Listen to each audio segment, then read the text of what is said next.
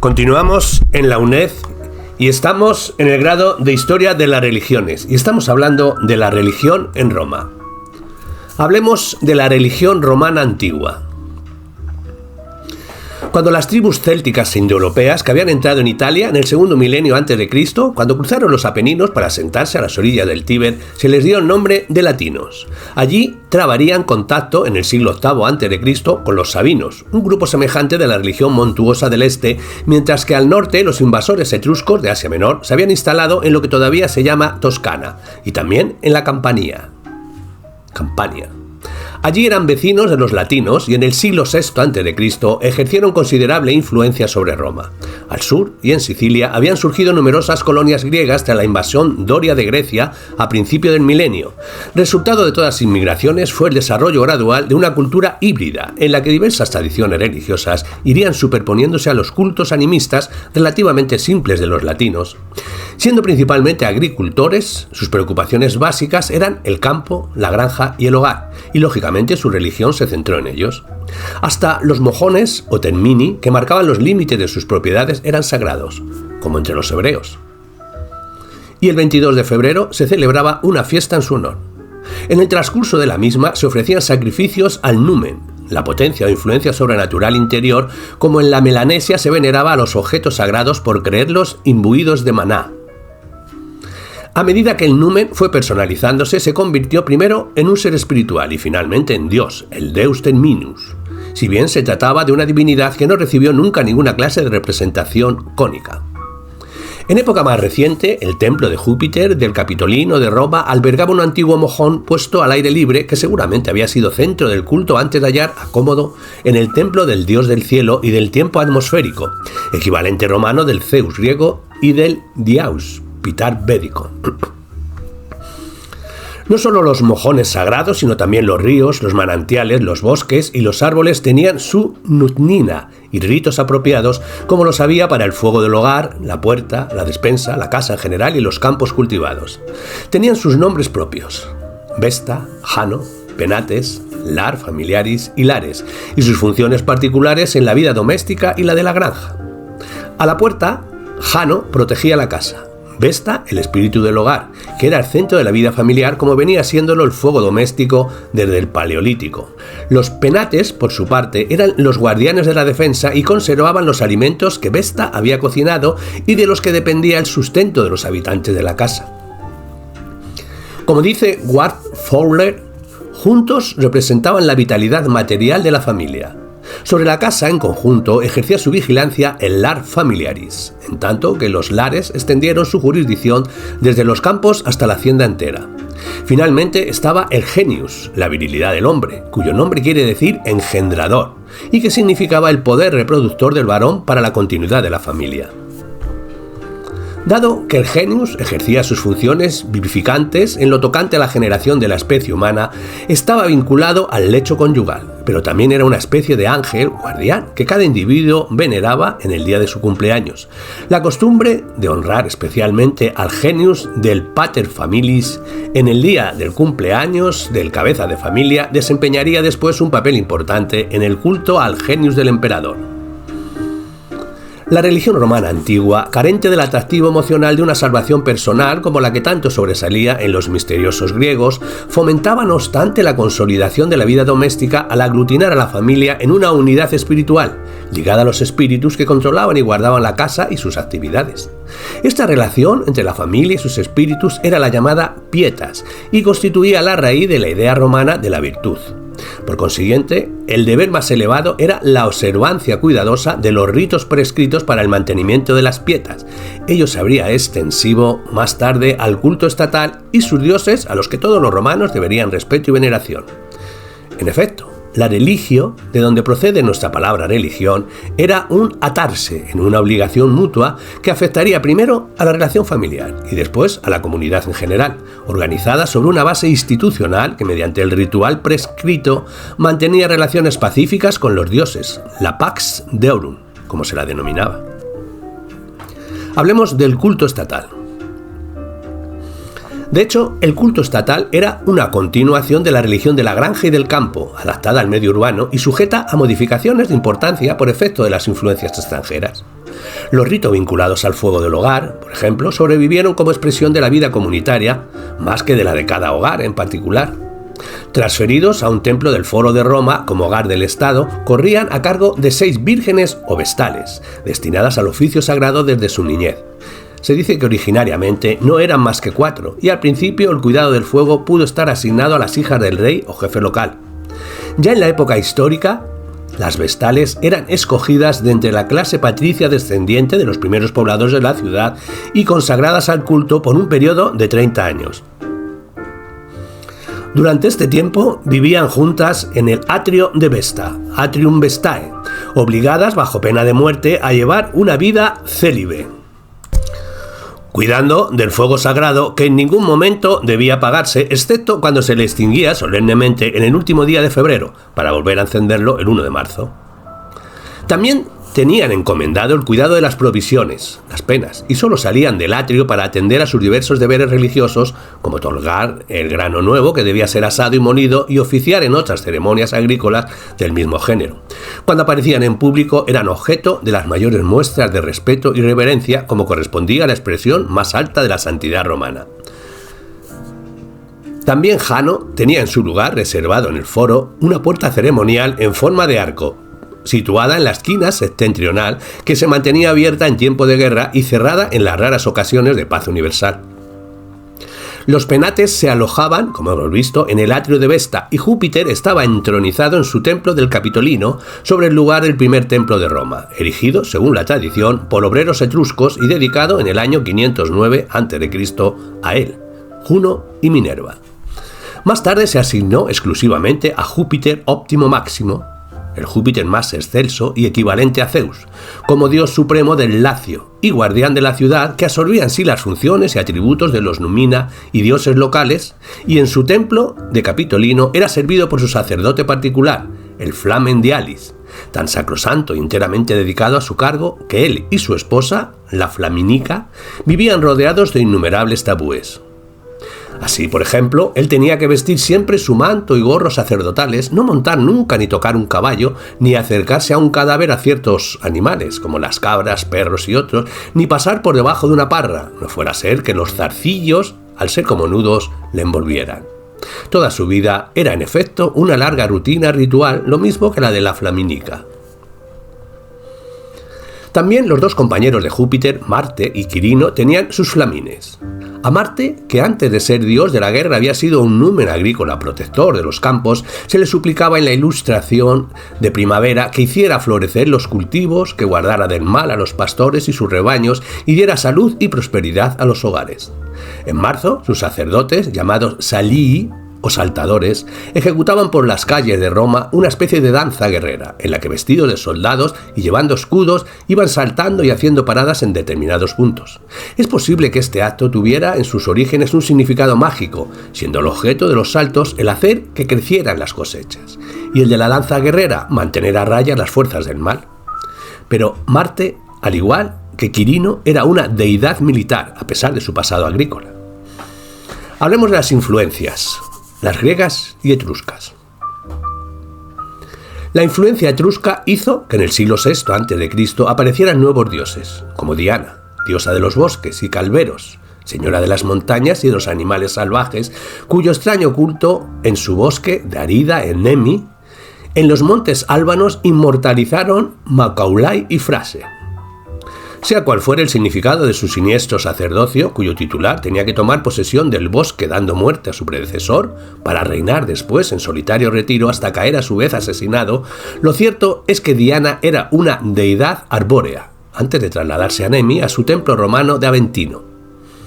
En este último santuario estaba representada por una estatua de madera que se decía ser copia de la imagen de Artemisa en Marsilia, réplica, a su vez, de la de Efeso, que mencionan los Hechos de los Apóstoles.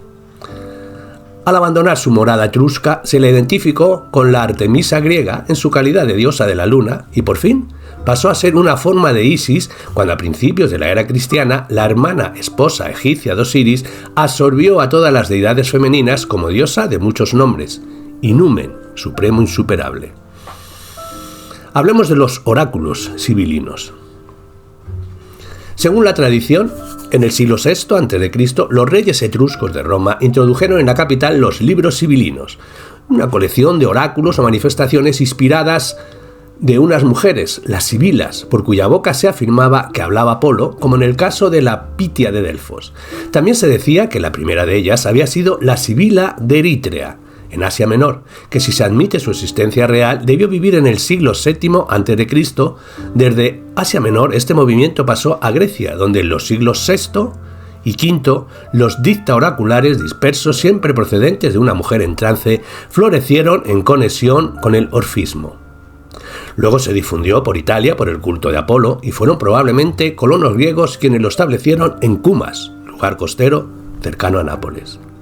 Allí se decía haber sido consagrado un templo en el año 493, siguiendo las instrucciones contenidas en los libros sibilinos que una anciana misteriosa había conseguido vender a un precio exorbitante al último de los tarquines, tras responder a la negativa inicial del rey con la quema de los que contenían las profecías más antiguas.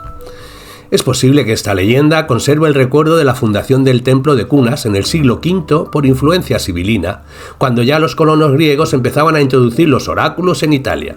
En los primeros tiempos de la República, un conjunto considerable de esos textos conservados en Roma había de desempeñar un papel importante en la introducción de los dioses griegos y su culto en la ciudad.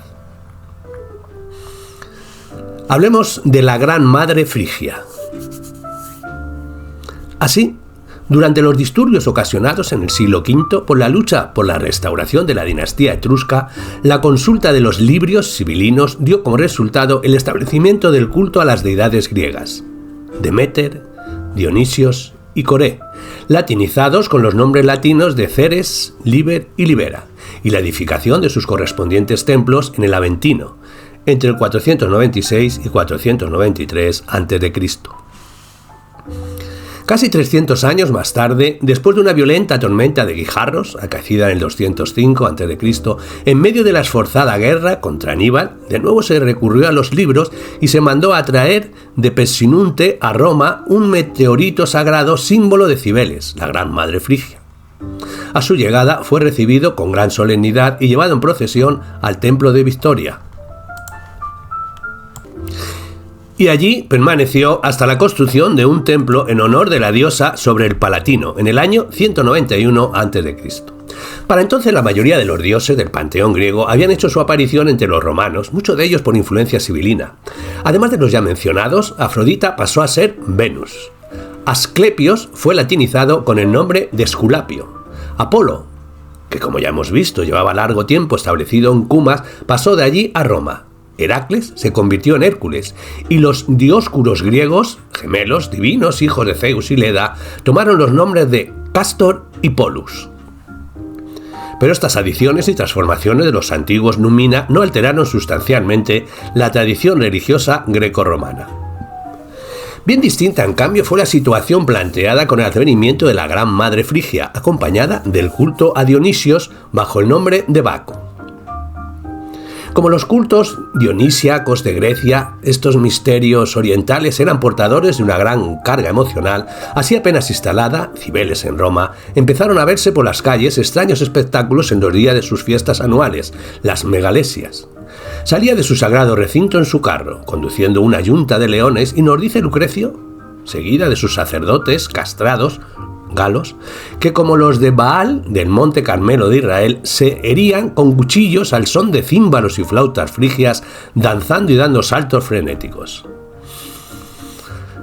Poco menos orgiásticas eran las bacanales, que acabaron en escándalo en el año 185 a.C., emparentadas con los salvajes ritos tracios de Dionisios Zagreo. Según el historiador latino Livio, en estas orgías los hombres, como poseídos de locura, profetizaban en medio de contorsiones fanáticas. Las matronas, vestidas de bacantes con los cabellos sueltos, corrían al Tíber con antorchas flameantes.